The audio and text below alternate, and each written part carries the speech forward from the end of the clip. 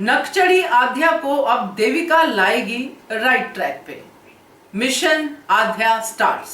नमस्कार दोस्तों, स्वागत है आपका आपके अपने चैनल हंग्री स्पिरिट्स में। हंग्री स्पिरिट्स देख रहे सारे दर्शकों का मैं अंजू शर्मा दिल से स्वागत करती हूँ। आध्या को इंट्रोड्यूस नहीं किया गया देविका से, मगर देविका खुद ही आध्या से इंट्रोड्यूस हो गई। ऐसी हुई कि आध्या को समझ में ही नहीं आया कि मेरे साथ हो क्या रहा है, और ऐसा ही अब करना पड़ेगा तो ही आध्या राइट ट्रैक पे आएगी, क्योंकि अब देविका मासी आ गई है भाई। अब तो मजा आने ही वाला है।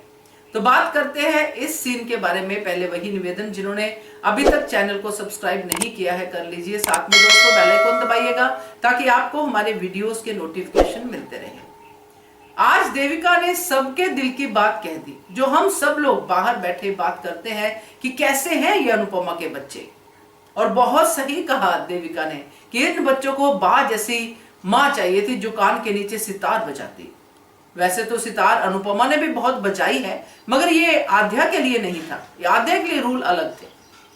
पाखी को भी थप्पड़ पड़े हैं, इसको तोशु को भी पड़े हैं, मगर साथ में जो कहा कि अगर ऐसे बच्चे हो तो माँ फिर तुम्हारे जैसी नहीं चाहिए। बहुत बढ़िया था। देविका ने अच्छे से अनुपमा को समझाया कि मदर्स को सख्त भी होना पड़ता है। तो अब आध्या जो है वो सिर्फ अपने पॉप्स पे जासूस बनी हुई है कि मेरे पॉप जो है कर क्या रहे हैं। अरे बच्चों को गिफ्ट्स दे रहे हैं, क्यों दे रहे हैं, मुझे मेरे साथ क्यों नहीं है। ये सारी बातें आध्या के दिल में चल रही हैं और वो गुस्सा हो रही है, जेलस हो रही है, पता नहीं क्या क्या हो रही है।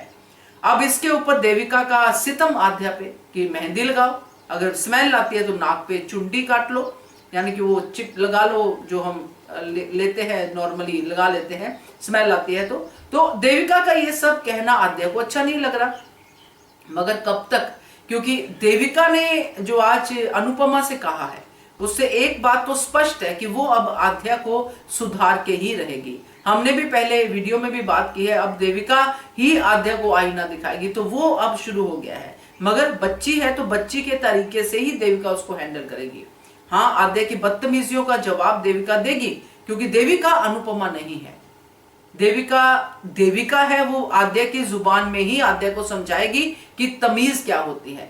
क्योंकि ना तो अनुज ये बात समझा पाया है, ना ही ये बात अनुपमा समझा पाई है, क्योंकि वो बदतमीजी कर नहीं सकते। उनके कैरेक्टर्स ही ऐसे हैं कि वो तमीज से ही हमेशा पेश आते हैं, चाहे वो सामने वाला कोई भी क्यों ना हो। तो आध्या तो उनकी अपनी बेटी है, तो उसके साथ कैसे बदतमीजी करे। तो अब आध्या को यही सबक देविका समझाने वाली है, हर फंक्शन पे, हर जगह पे। और आध्या समझेगी भी, ये भी मैं आपको बता दूं, क्योंकि इस तरह से उसको इतने हक से किसी ने समझाया भी नहीं होगा। हर कोई आध्या की सिचुएशन को एक दयनीय सिचुएशन समझ के पीछे हट गए होंगे कि कोई बात नहीं, अपने आप समझ जाएगी।